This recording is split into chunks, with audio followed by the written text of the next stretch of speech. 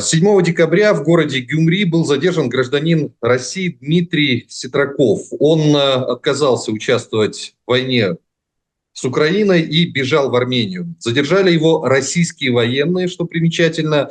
И сейчас он находится в Гюмри на территории 102-й военной российской базы. У нас на связи Иван Чувеляев, представитель правозащитной организации «Идите лесом», которая занимается помощью тем, кто вот как раз не хочет идти на войну. В Украине, в том числе, эта организация помогала и Дмитрию. Иван, здравствуйте, рад, что вы согласились ответить на наши вопросы. Добрый день, здрасте. Во-первых, есть ли сейчас какие-то данные о Дмитрии? Сейчас пока что нет, к сожалению, о них никаких данных. Появляются какие-то сообщения у нас в чате, но они все не верифицированы, и доверять, как вы понимаете, мы можем только его жене, она единственный источник какой-то стопроцентной информации.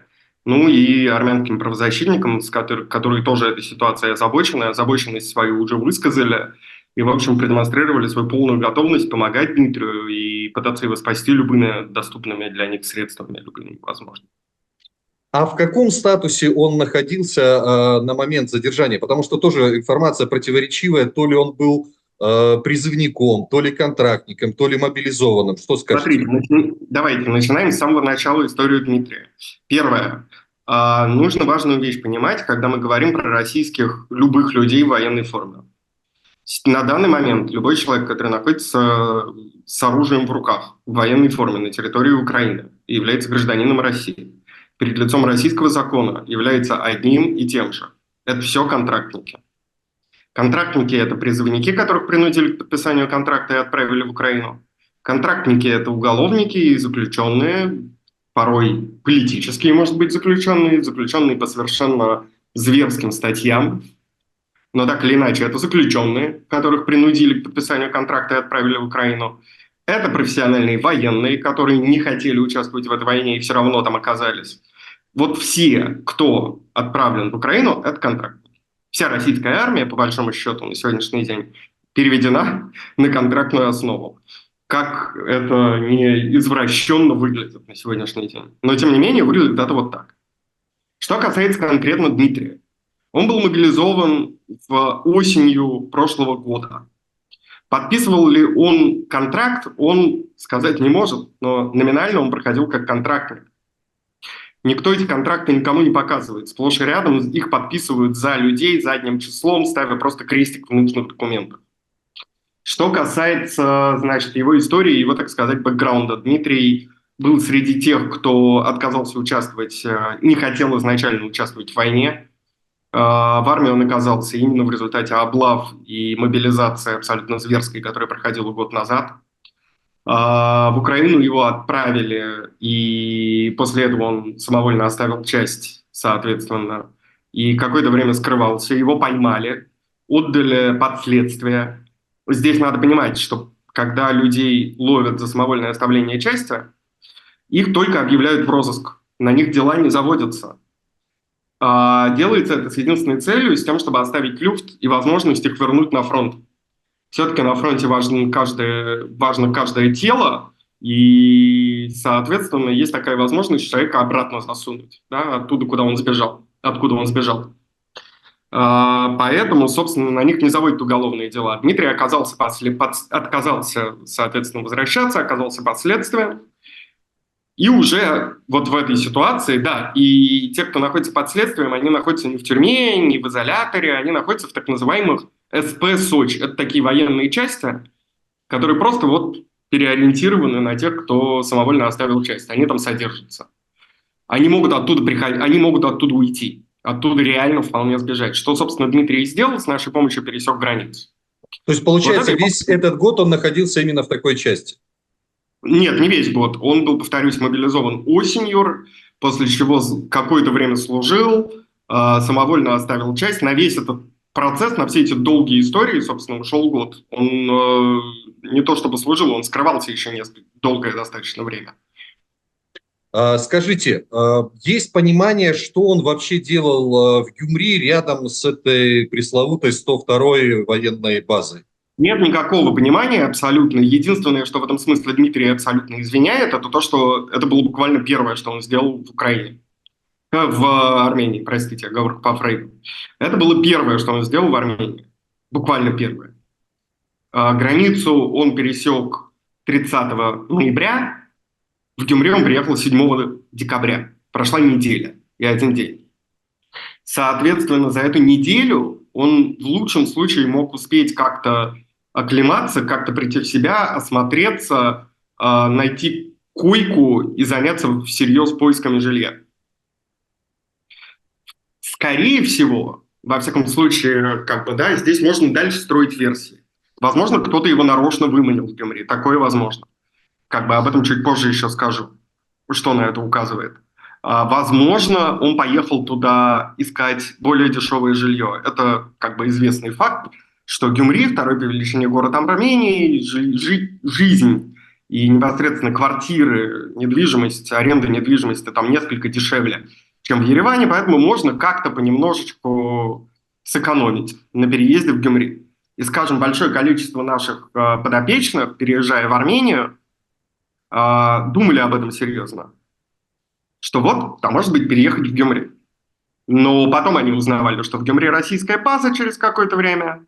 Потом они советовались с правозащитниками, и те им говорили, не надо этого делать. И они отказывались от этой идеи. Так или иначе, Дмитрий туда поехал. Наконец, есть еще один вариант того, который тоже вполне возможно. У нас недавно был совсем кейс, мы о нем писали подробно. Дмитрий вполне мог просто случайно оставить себе какую-то маленькую, казалось бы, малоприметную деталь формы военной российской, которая могла его выдать. Его просто мог опознать патруль на улице. Совершенно не факт, что я с трудом поверю, что... Да, я понимаю, что мы сейчас строим предположения. Военные знают наизусть всех, кто объявлен в Сочи, их слишком много. Но если патруль идет по улице... Вот был у нас, повторюсь, случай, когда молодой человек пересекал границу, было холодно, он надел перчатки. Никаких перчаток, кроме военных, так называемых тактических, у него не было, он их оставил себе. Он их надел и тут же встретил патруль, который его опознал и арестовал. Что-то подобное могло произойти и с Дмитрием. Так или иначе, соответственно, 30 ноября он пересек границу, и мы об этом узнали. После этого он со мной лично, например, если он должен был созвониться, не выходил на связь, не отвечал на мои сообщения. Выглядело это так, что у него были какие-то проблемы со связью. Потому что я ему отправлял сообщения, он их явно читал, и один раз он только на них ответил, сказал, что сообщение приходит в виде каких-то непонятных знаков, оно плохо расшифровывается, и он не может мне написать ответ никак. И дальше он исчезает, не выходит на связь, после чего его жена пишет нам и сообщает о том, что ей позвонил сначала какой-то человек с российского номера. Здесь, собственно, начинается самое главное. Сначала жене позвонил некий человек с российского номера. Звонок был в WhatsApp, поэтому там была картинка. Вы ее можете взять, найти у нас в канале. Если что, я вам ее скину. Да, картинка, да, на которой, соответственно, был изображен некий военный в балаклаве, в российской военной форме, с такой большой, хорошей буквой Z. Она этот звонок пропустила. Я уж не знаю, нарочно она не захотела с зиганутыми беседовать или случайно, неважно. Потом ей позвонили с армянского номера. Здесь она сняла трубку. Кто-то ей сказал без малейшего акцента на чистом русском языке, представившись сотрудником военной прокуратуры Армении, что важно в этой ситуации, сказал, что Дмитрий задержан, и позволил с ним поговорить коротко по громкой связи. Дмитрий сказал, что с ним все в порядке, но его задержали, и его, кажется, спустя какое-то короткое время, спустя пару недель, по его словам, отправят в Россию. На этом разговор кончился. Это все, что нам рассказала жена. Далее наши коллеги из издания агентства, расследователи, мы им, собственно, отдали скриншоты, которые у нас были, этих созвонов жены. Они быстро их изучили и быстро установили владельца, собственно, того телефона, с которого был первый звонок. Этим владельцем оказался, соответственно, человек по имени Вадим Викторович Шевченко. Он ранее пользовался этим телефоном для покупки билетов, аренды самокатов, при отправлении почты. На этот же номер зарегистрирована его страница ВКонтакте. И на этой странице указано, что он окончил Московский пограничный институт ФСБ. А также служил командиром отделение в военной части в Ростовской области. То есть, проще говоря, жене несчастного Ситракова звонил некий сотрудник ФСБ. Что самое интересное, после этого агентство решило позвонить по армянскому номеру, так как его было пробить невозможно. И спросило, совершенно случайно, не когда сняли трубку, а трубку сняли, спросили, не с Вадимом ли Викторовичем Шевченко разговаривают. На что на том конце трубки ответили: да, это Вадим Викторович Шевченко, добрый день. После того, как мы сказали: здравствуйте, это вас беспокоит из издания агентства, мы журналисты, у нас к вам несколько вопросов, он бросил трубку и заблокировал номер. Из чего мы делаем вывод, что Ситраков был задержан не армянскими властями, явно это было ФСБ. Скажите, Иван, почему... Это действительно нарушение, это действительно кошмар, потому что сотрудник ФСБ, простите, прикидывается армянским официальным лицом. Это первое, и второе производит задержание на территории чужой страны суверенной. Он занимается в чистом виде дискредитацией армянских властей и армянских силовиков, армянской военной полиции, армянской армии, чего угодно. Хорошо, скажите, почему в качестве места для побега, да, места для ухода за границу была выбрана Армения? Почему никакая другая страна? Потому что в том числе армянские правозащитники, хотя и говорят, что мы не выдаем русских, по крайней мере, так было до сегодняшнего дня, но они говорят, что лучше все-таки воздержаться в критических ситуациях, приезжать в Армению, потому что действуют некие межправительственные соглашения и так далее и тому подобное. Почему именно Армения? Три важных уточнения и одновременно ответа на этот вопрос. Первое. Это ни в коем случае не выдача армянскими, простите, но кейс Ситракова – это не выдача армянскими властями беглеца российским властям. Это похищение в чистом виде. Никак иначе это не называется. Похищение человека – уголовное преступление. Ровно то же самое, что там, предположим, вытворяли советские спецслужбы в 30-е годы в Париже, когда они там эмигрантов похищали, хлороформом их усыпляли на улицах. Это ровно из той же оперы. Это вообще ничем не отличается от отравления Скрипалей или атаки на чеченских оппозиционеров за рубежом. Ровно того же порядка действий. Это преступление, совершенное на территории Армении российским спецслужбистом конкретно, у которого есть имя, отчество, фамилия и телефон, и личные данные. Это первое. Второе. У них нет выбора, и российские беглецы, российские дезертиры уезжают в Армению совершенно не потому, что им очень нравится Армения. У них нет никаких вариантов, куда они могут уехать больше. Дело в отсутствии загранпаспорта, потому что сюда можно въехать и по российскому паспорту. Да. У них есть Казахстан, ничуть не более надежная и спокойная страна, чем Армения для них. У них есть Киргизия, которая абсолютно небезопасна. На 100%. Туда практически никто и не едет. Она примерно по безопасности где-то рядом с Белоруссией. Соответственно, у них нет выбора. Они едут в Армению для того, чтобы просто оказаться на относительно безопасной территории и работать над тем, чтобы получать возможность куда-то дальше двигаться. На данный момент шар на стороне европейских политиков, которые уже много раз повторили, что они готовы предоставлять убежище российским дезертирам, готовы с ними работать, готовы их принимать, но только вот этот нюанс, вот эту деталь, связанную с тем, что у них нет загранпаспортов, они решить как-то пока что не могут. Хотя юридически это возможно. Во Франции существуют свои документы, которые могут заменять в отдельных случаях загранпаспорт, в Германии свои. Примерно везде есть какая-то лазейка. Другое дело, что эту лазейку пока нет ни у кого, похоже, политической воли использовать. Пока политической воли хватило только на принятие такого решения, что мы их, если что, примем. Хорошо, замечательно, давайте двигаться дальше. Я надеюсь, что дальше это будет как-то двигаться, и в скором времени все-таки получится каким-то образом получать эти самые документы на территории Армении и Казахстана и выезжать из этих стран и начинать какую-то другую жизнь, новую, на свободной территории. Я скажу, что за все время нашей практики у нас был один выехавший, который уехал не в Армению и не в Казахстан. Один. А были прецеденты, что из каких-то других стран выдавали сбежавших из России?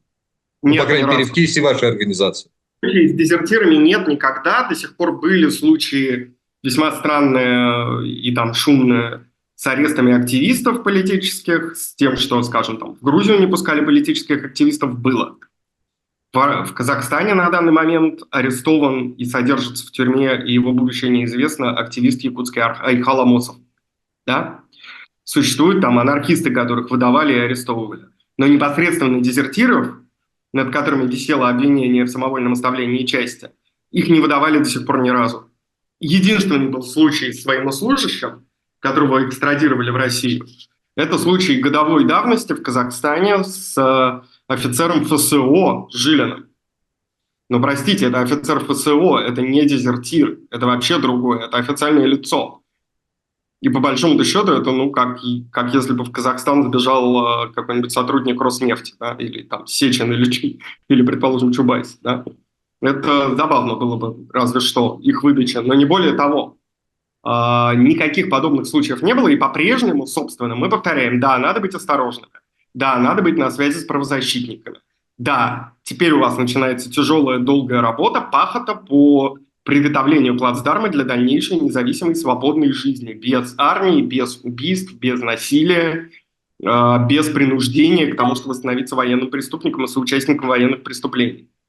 Этим занимаются правозащитники, они в этом помогают. Мы всегда 20 раз им повторяем, когда они готовятся к выезду, выдаем им все контакты всех правозащитных организаций, какие есть на месте. И дальше они должны с этими правозащитными организациями связываться. Насколько я понимаю, Дмитрий был на связи с армянской хельсинской группой. Насколько это получилось у него и насколько как бы он с ними вообще советовался по поводу своих действий, я не знаю. Хорошо, смотрите, вы, наверное, уже давайте закругляться. Такой финальный вопрос. Вы частично на него ответили. Ну, давайте условную памятку тем, кто окажется здесь, в Армении, по схожим обстоятельствам. Как себя обезопасить? Да? Детали одежды военной ни в коем случае нельзя.